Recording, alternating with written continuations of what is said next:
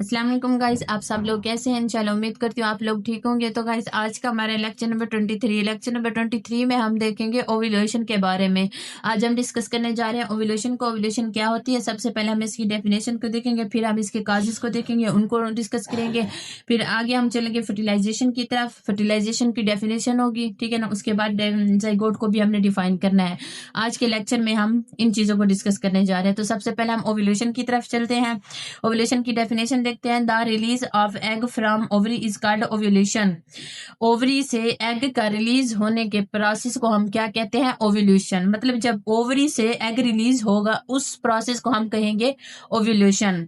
अब आगे देखते हैं the causes of ovulation. Ovulation की वजूहत ये किस बिना पर ओव्यूलेशन होती है?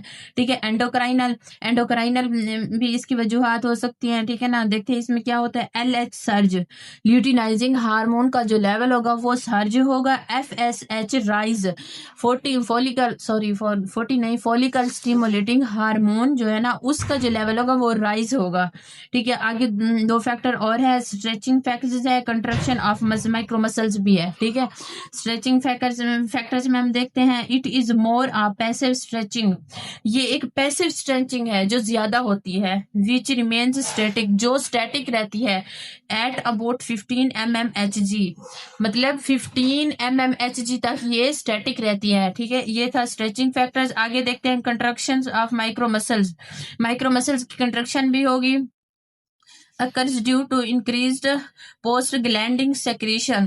postglandic secretion की वजह से ये इंक्रीज हो जाएगी। ठीक है, कंट्रैक्शन ऑफ मसल्स इंक्रीज हो जाएगी। किस वजह से? postglandic secretion की वजह से। आगे देखते हैं, ये था ओव्यूलेशन। ओव्यूलेशन को हमने डिस्कस किया, उसके काजेस भी देखे, डेफिनेशन भी देखे। अब आगे देखते हैं फर्टिलाइजेशन। फर्टिलाइजेशन की डेफिनेशन को हम करते हैं the process of union of spermatozoon with the mature ovum.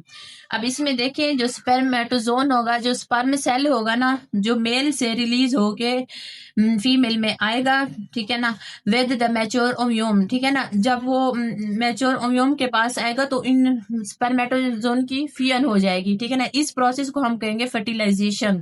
ठीक है, the process of fusion of spermatozoon with the mature ovum is called fertilization. आगे मैंने इसकी दूसरी डेफिनेशन भी देख लिया, वो भी आप कर सकते हैं। There is a union of single spermatozoon with ovum at tubal एम्पोला।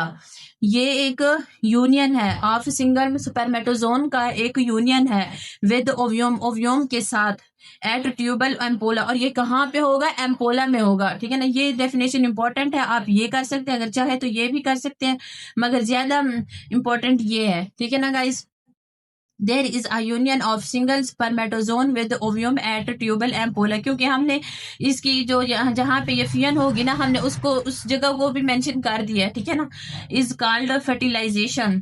ठीक है, एम्पोला में जो ओव्यूम होगा ना, ओव्यूम के साथ सिंगल स्पर्मेटोजोन का यूनियन होगा ना, हम उसको क्या कहेंगे? Fertilization. It occurs within 24 hours of ovulation. ये ओव्यूलेशन के 24 आवर्स में ही हो जाएगा। ठीक है, and 24 to 28 hours after ejaculation in vagina by the sexual act. जब सेक्सुअल एक्ट होगा ना, ठीक है, तो वेजाइना में, ठीक है, ये इजाकुलेशन इसकी कितना देर तक होगी? वो होगी 22-48 आवर्स तक। ठीक है गाइस, इंशाल्लाह उम्मीद करती हूँ आप लोगों को यह टॉपिक भी समझ आ गया होगा। आगे चलते हैं हम जाइगोट की तरफ। जाइगोट की डेफिनेशन देखते हैं। The first cell formed when a sperm fertilized an egg.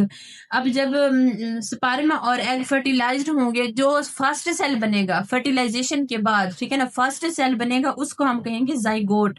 ठीक है ना गाइस, ये आप लोगों ने मेंशन रखना है। ये इनिशियल सेल जो होगा ना, फर्स्ट सेल को हम इनिशियल सेल भी कह सकते हैं, उसको हम कहेंगे जाइगोट। ठीक है, आगे देखते हैं। It is the initial cell of new organisms. ये वही बात आ गई कि ये इनिशियल सेल होगा जो न्यू ऑर्गेनिजम्स का होगा। ठीक है, containing a complete set of chromosomes. ठीक है ना, इसमें क्रोमोसोम्स का कंप्लीट सेट होगा। फीमेल में 23 होंगे, ठीक है, और हाफ होंगे फादर की तरफ से, 23 मदर की तरफ से और 23 फादर की तरफ से, तो ये कंप्लीट सेट बन जाएगा 46 क्रोमोसोम्स का। इस कॉल्ड जाइगोट, इसको हम कहते हैं जाइगोट। तो गाइस, आज का हमारा लेक्चर नंबर 23 था, जिसमें हमने ओव्यूलेशन को डिस्कस किया, उसके काजेस को डिस्कस किया। ठीक है, आगे हम चले फर्टिलाइजेशन, उसको हमने डिस्कस किया, फिर जाइगोट।